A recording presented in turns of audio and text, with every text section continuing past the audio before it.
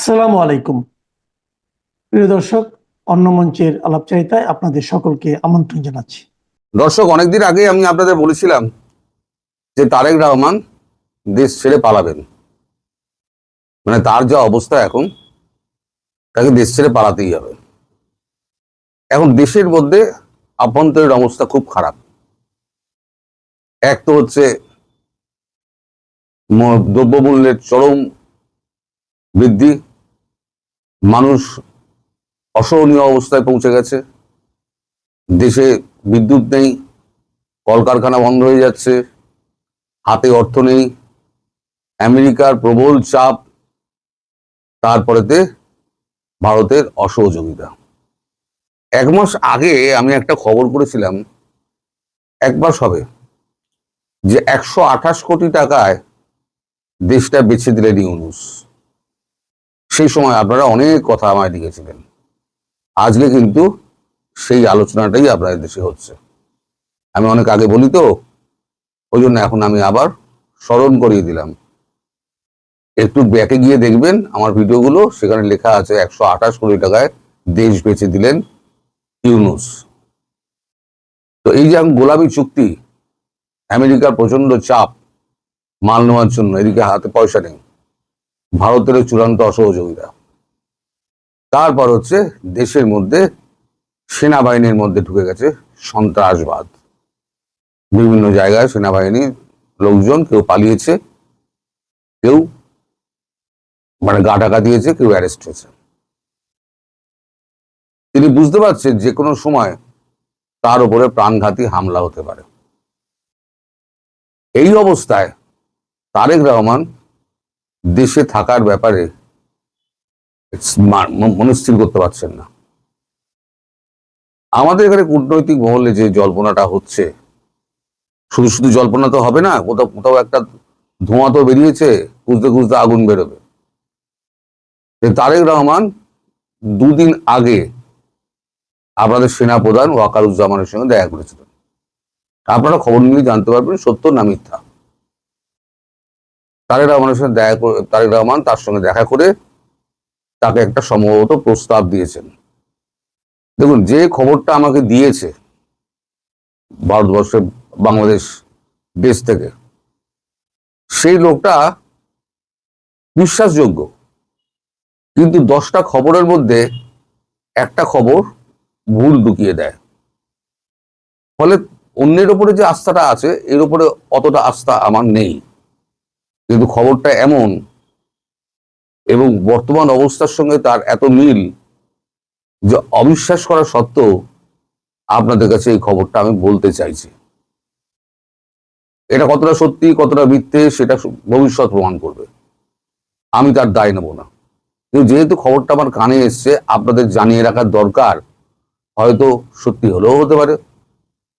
এখন ওয়াকারুজ্জামানের কাছে গিয়ে তিনি একটা প্রস্তাব দিয়েছেন যে এই অবস্থার মধ্যে, এই অর্থনৈতিক সংকট এবং চারদিকে দেশের যে অবস্থা, আমাদের হাতে টাকা নেই, দেশ চালাবার মতো ক্ষমতা আমার নেই, আর আমার কথা কেউ শোনেও না। সেক্ষেত্রে আমি আপনার পরামর্শ চাই। আপনি একটা নিরপেক্ষ সরকার গঠন করুন, মানে ওই আপনাদের কি বলে না, তদারকি সরকার টাইপের একটা ব্যবস্থা করুন। আমি তার হাতে ক্ষমতা দিয়ে আমি চলে যেতে চাই, এবং সেটা যত শীঘ্র সম্ভব। তবে তার 4-5টি শর্ত আছে। শর্তগুলো কি? 1 নম্বর শর্ত হচ্ছে তাকে এবং তার মন্ত্রিসভার কিছু মানুষকে সেফ প্যাসেজ দিতে হবে। নাম্বার 2, তার এখানে যে সম্পত্তি রয়েছে, সেই সম্পত্তি অক্ষত অবস্থায় থাকবে। তার বিরুদ্ধে 3 নম্বর, তার বিরুদ্ধে যে সমস্ত মামলা আছে, সেই সমস্ত মামলাগুলোকে অফিসিয়ালি প্রত্যাহার করতে হবে, এবং নিশ্চিত করতে হবে পরবর্তীকালে এই মামলায় তার বিরুদ্ধে আর কোনো মামলা এই ধরনের করা যাবে না। এইরকম গোটা 4-5 শর্তবর্ত উনি দিয়েছেন। ওয়াকারুজ্জামান সব শুনেছেন, অন্তর্বর্তী সরকার একটা গঠন করুন আপনি, তার হাতে ক্ষমতা দিয়ে আমি চলে যাব।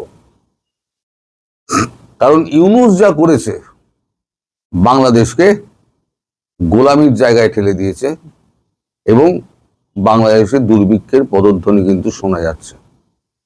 একটা পয়সা নেই, কিন্তু সব ব্যাংক থেকে ধার করে দেশ চালানো হচ্ছে। এই যে ব্যাংকের থেকে ধার হচ্ছে এবং মুদ্রা ছাপানো হচ্ছে, তাতে দেশের অর্থনীতি তো 12টা বেড়ে যাবে। অর্থনীতিবিদরা বলতে পারবেন যে দেশে সোনার উপরে নির্ভর করে টাকা ছাপানো হয়, তার হাতে মজুদ কত সোনা আছে তার উপরে নির্ভর করে টাকা ছাপানো হয়। এবার সোনার ভান্ডারের থেকে যদি বেশি টাকা ছাপানো হয়, তাহলে পরে অর্থনীতি ডুবতে আরম্ভ করবে। এক সময় আপনাদের অর্থনীতি মানে আপনাদের 100 টাকার মান ভারতবর্ষে 70-72 টাকা ছিল, এটা আপনারাই জানেন। এখন বর্ডারে আসুন, 40 থেকে 42 টাকার বেশি আপনারা পাবেন না। আরো যদি 1 মাস যায়, তখন সেটা 30 টাকায় নেমে যাবে, 30 বা 32 এরকম কোন একটা টাকায় নেমে যাবে। তার মানে অবমূল্যায়ন টাকার যেভাবে হচ্ছে, তাতে এর অবস্থা, বাংলাদেশের অবস্থা ইরানের মতো হবে। ইরানের অর্থনৈতিক অবস্থা জানেন তো? একটু শুনে রেখে দিন যে 1 লক্ষ রিয়াল, ইরানের 1 লক্ষ রিয়াল ইজুগাল টু ভারতবর্ষের 717 টাকা। 1 কোটি রিয়াল যদি আপনি, 1 কোটি এখন রিয়ালের নোট ছেপেছে ইরান, 1 কোটি রিয়াল যদি আপনি পকেটে নিয়ে বেরোন, তাহলে আপনার 1 সপ্তাহের বাজার হবে না। এইরকম অবস্থা ইরানের। তা আপনার দেশ যেদিকে যাচ্ছে, তাতে মনে হচ্ছে যে সামনে খুব কঠিন অবস্থা। ভারতবর্ষ পাশে না দাঁড়ালে খুব কঠিন অবস্থা। এতদিন যারা দিল্লি না ঢাকা, দিল্লি না ঢাকা করে বেড়াতেন না আপনাদের সামনে, সে দিল্লি না ঢাকা মানে সেই লোকগুলোকে আমি এখন খুঁজে বেড়াই, কিন্তু তাদের কাউকে আমি আজকাল দেখতে পাই না। তাদের সেই হুঙ্কার, তাদের খেয়ে ফেলার, ভারতবর্ষে খেয়ে ফেলার হুঙ্কার এখন আর শুনতে পাওয়া যায় না। এখন তারেক রহমানের কথায় ফিরি। তারেক রহমান এখন সপরিবারে ভাবছেন যত তাড়াতাড়ি পারা যায় তত তাড়াতাড়ি বাংলাদেশ থেকে বেরিয়ে যেতে হবে। কারণ বাংলাদেশের এই অবস্থা থেকে বাংলাদেশকে বার করা তার সাধ্যের মধ্যে নেই। তার সাধ্যের মধ্যে নেই কেন, তার মন্ত্রিসভায় যারা যারা আছে তাদের কারণ নেই। এই পূর্বতন যে আপনাদের মানে ইউনূস সরকারের চেয়ে সবথেকে, তার পূর্বতন সরকারের যে সবথেকে ব্যর্থ অর্থমন্ত্রী ছিল, তাকে তো এই সরকারে অর্থমন্ত্রী করা হয়েছে। একটা ব্যর্থতম অর্থমন্ত্রীকে সে আবার সেই মানে তাকে ফিরিয়ে এনে আবার অর্থমন্ত্রীত্বের দায়িত্ব দেওয়া, এটা কিভাবে একটা বিবেচক মানুষ করেন? অর্থাৎ তার কথাই কিন্তু দেশ চলছে না, দেশ চলছে অন্যের কলকাঠি নাড়াতে।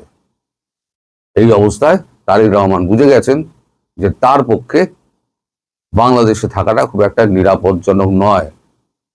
যে কোনো সময় একটা বাজে ঘটনা ঘটতে পারে এবং তার পরিবারের প্রাণ সংশয় ঘটতে পারে। তিনি যে এই সকলকে নিয়ে বলেছেন যে আমি এদেরকে নিয়ে, আমার মন্ত্রিসভার কয়েকজনকে নিয়ে আমি সেফ প্যাসেজ চাইছি, তার মানে সেই মন্ত্রিসভার সেই লোকেদের সঙ্গে, তার আমি নাম জানি না, মন্ত্রিসভার সেই লোকেদের সঙ্গে তার নিশ্চয়ই আলাপ আলোচনা হয়েছে। তাই তিনি পরশুদিনকে সেনাপ্রধানের সঙ্গে দেখা করে তিনি তার এই মতামতটা জানিয়েছেন এবং তিনি বলেছেন আপনি যত তাড়াতাড়ি ব্যবস্থা করতে পারেন তত তাড়াতাড়ি আপনি ব্যবস্থা করুন রাষ্ট্রপতির সঙ্গে কথা বলে, আমি এই পদে আর থাকতে চাইছি না। সুতরাং আমি যেটা বলেছিলাম 128 কোটি টাকায় দেশ পেয়েছেন, সেটা যেমন আপনার দেশে আলোচিত হচ্ছে, আজকে যে খবরটা আমি বললাম, এটা যদি সত্যি হয়, আমি বলছি এটা যদি সত্যি হয়, তাহলে সে মাঝে আমাকে একটা খবর গুলিয়ে দিয়েছিল, আমি খুব বোকা বনে গেছিলাম। মাঝে মাঝে এটাও করে ওরা, 10টা খবরের মধ্যে 9টা সত্যি দিয়ে দিল, একটা গুলিয়ে দেওয়া খবর দিল। তো সেই কারণে আমি আপনাদের নজর রাখতে বলছি। এটা সত্যি হলেও হতে পারে, আবার মিথ্যে হলেও হতে পারে, আমি দায়িত্ব নেব না, কিন্তু কানে যখন এসছে আপনাদের জানিয়ে রাখা ভালো। এবং দুদিন আগে যে সেনাপ্রধানের সঙ্গে দেখা করেছিলেন, এই খবরটা কিন্তু ঠিক, সেই খবরটা কিন্তু পাওয়া গিয়েছে এবং কাগজেও বেরিয়েছে সমাজ মাধ্যমে। তিনি গাড়ি চালিয়ে একা সেনা ভবনের দিকে ঢুকছেন সেনাপ্রধানের সঙ্গে দেখা করার জন্য। এখন ভবিষ্যৎ বলবে আজকের আমার এই ভিডিও কতটা ঠিক, কতটা ভুল। সবাই ভালো থাকবেন এবং সুস্থ থাকবেন। ধন্যবাদ। আসসালামু আলাইকুম এবং আদাব। বাংলাদেশে অনেকদিন ধরেই জঙ্গিদের উপস্থিতির কথা বলা হচ্ছিল, কিন্তু সরকারের পক্ষ থেকে, বিশেষ করে ডক্টর ইউনূসের পক্ষ থেকে এটি বরাবরই অস্বীকার করা হচ্ছিল। বাংলাদেশে আমরা দেখেছি আইসিসির পতাকার আদলে পতাকা নিয়ে রাজপথে মিছিল করতে, যখন ধানমন্ডি 32 নম্বরে মুজিব ভবন ভাঙা হচ্ছিল সেখানেও আমরা আইসিসির অনুরূপ পতাকা দেখেছি। এর আগে আওয়ামী লীগ সরকার কিন্তু এই জঙ্গিদের বিরুদ্ধে জিরো টলারেন্স ঘোষণা করেছিল, কিন্তু তার আগে বিএনপি জামাত সরকারের আমলে আমরা বাংলা ভাই, জঙ্গি শায়ক, আমরা নানাবিধ জঙ্গিদের তৎপরতা দেখেছি। তারা একসাথে 63টা জেলায় বোমাবাজি করেছিল, কিন্তু তারপরেও এই জঙ্গি আছে কি নেই এটি নিয়ে এক ধরনের লুকোচুরি খেলা চলতেই থাকে। একদল বলছে যে বাংলাদেশে জঙ্গি নেই, এগুলো শেখ হাসিনার সরকারের বানানো। আরেক দল আরো অনেক কথা বলছে। তার আগে একটু বলে নিই যে বিমান বাহিনীতে কি ঘটেছে, তারপরে প্রাসঙ্গিক আলোচনাগুলো করব। টিটিপি, তেহরিকে তালেবান পাকিস্তান, এরা আফগানিস্তানের যে তালেবান বাহিনী তাদেরই অনুসারী একটা ইসলামী সশস্ত্র জেহাদি গ্রুপ, যাদেরকে বলা হয় পাকিস্তানি তালিবান। এরা মূলত অপারেট করে পাকিস্তান এবং আফগানিস্তানের সীমান্ত বরাবর, এবং এরা চায় তাদের যে এরিয়ায় তারা অপারেট করে সেই প্রদেশে তারা শরিয়া আইন চালু করতে চায়। 2024 সালের জুলাই আগস্টের যে জঙ্গি অভ্যুত্থান, যাকে আমরা এই কারণেই জঙ্গি অভ্যুত্থান বলি, যে রেজিম চেঞ্জ, তারপর থেকে বাংলাদেশ হয়ে গেছে জঙ্গিদের উর্বর ভূমি। আপনারা জানেন যে 5ই আগস্টের পরে প্রায় সব জঙ্গিদের জেল থেকে মুক্তি দেওয়া হয়েছে। তার আগে নরসিংদীতে জেল ভেঙে অনেক জঙ্গি পালিয়ে গেছে, এবং তারপর থেকেই এই জঙ্গিদের উত্থান। এবং এই বাংলাদেশের এই জঙ্গি নেটওয়ার্ক গড়ে তোলার জন্য আন্তর্জাতিক অনেক জঙ্গি সংগঠনের দৃষ্টি পড়েছে, তার মধ্যে টিটিপি অন্যতম। পাকিস্তানে বাংলাদেশ বিমান বাহিনীর একজন ওয়ারেন্ট অফিসার টিটিপির হয়ে কাজ করার সময় গ্রেপ্তার হয়, এবং পাকিস্তান সেনাবাহিনী এবং পাকিস্তান পুলিশের ব্যাপক জিজ্ঞাসাবাদের মুখে সে বাংলাদেশ এয়ারফোর্সের এই টিটিপির সাথে ইনভলভমেন্টের বিষয়ে অনেক ইনফরমেশন দেয়। তখন কর্তৃপক্ষের টনক নড়ে, এবং তার ফলশ্রুতিতে বাংলাদেশে যে ঢাকার যে কুর্মিটোলা এয়ার খন্দকার এয়ারবেস, যশোরে মতিউর রহমান এয়ারবেস এবং চট্টগ্রামে জহুরুল হক এয়ারবেস, সেখানে তারা ব্যাপক ইনভেস্টিগেশন করে, এবং সেখানে ইনভেস্টিগেট করতে গিয়ে তারা এই টিটিপির বাংলাদেশ নেটওয়ার্কের অস্তিত্ব খুঁজে পায়। চট্টগ্রামের যে জহুরুল হক এয়ারবেসের কথা বলছি, সেখানে যে মসজিদের প্রধান ইমাম, তিনি সম্ভবত এই বাংলাদেশের টিটিপির মূল রিক্রুটার, তিনি মূল রিক্রুট করে থাকেন বলে ধারণা করা হচ্ছে। তাকে গ্রেপ্তার করা হয়েছে।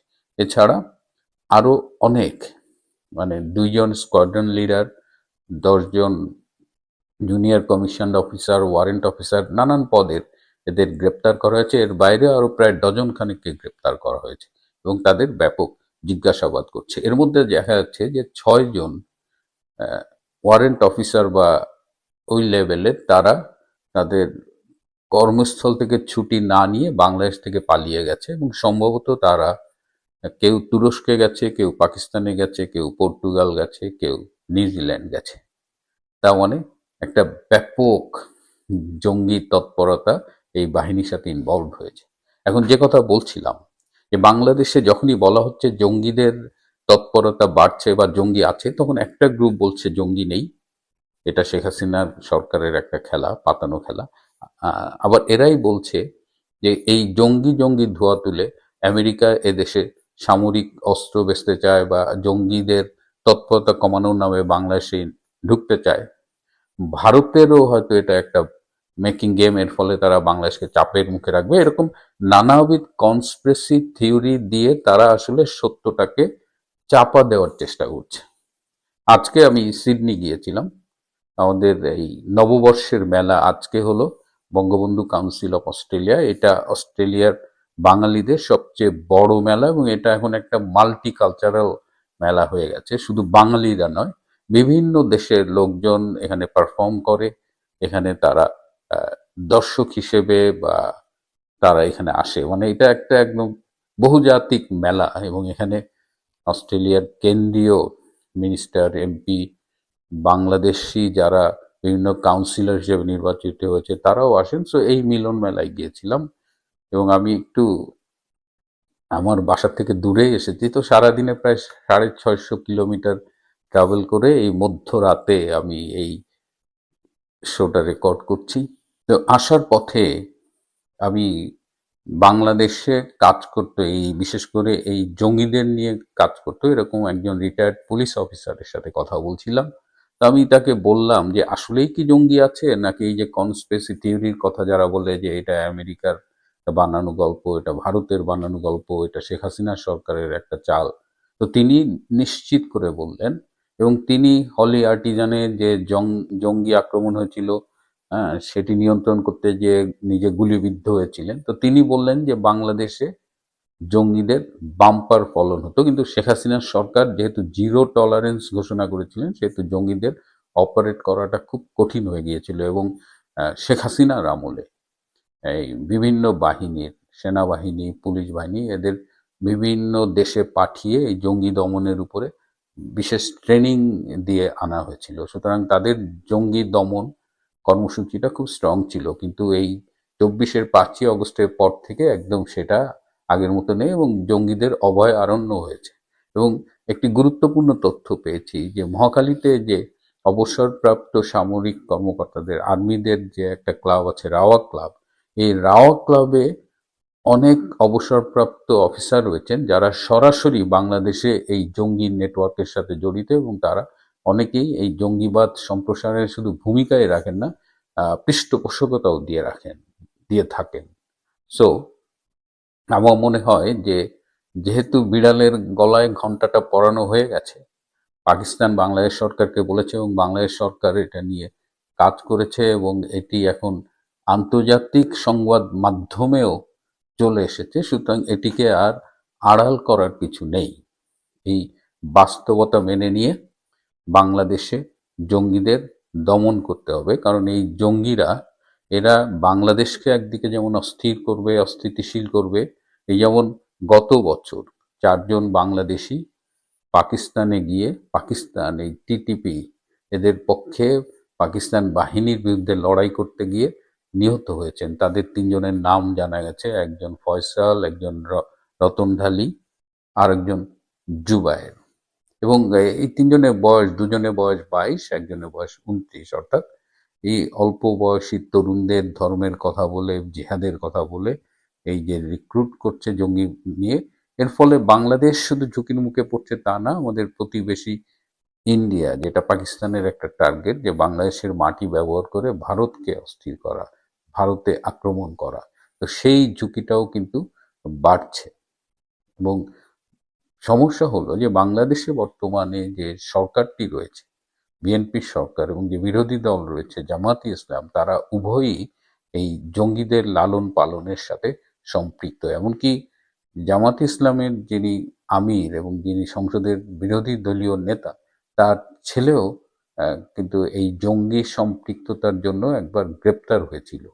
আর বিএনপির কথা তো শুরুতেই বললাম, ইভেন এবার তারেক রহমান প্রধানমন্ত্রী হওয়ার পরেও তার সাথে যারা দেখা করেছে, এরকম অনেক ছবিতে দেখা গেছে যে জঙ্গিবাদের সাথে সম্পৃক্ত বেশ কিছু লোক তার কাছে গিয়ে দেখা করেছে এবং সেই ছবি ফলো করে সামাজিক যোগাযোগ মাধ্যমে প্রচার করা হয়েছে। সুতরাং বাংলাদেশের জন্য একটি ভীষণ অ্যালার্মিং ঘটনা, এবং জঙ্গিবাদ যদি এভাবে বাড়তে থাকে তাহলে এমনিতেই বাংলাদেশ ভিসা পায় না, অধিকাংশ দেশেই এখন ভিসা দেয় না, ঢুকতে দেয় না।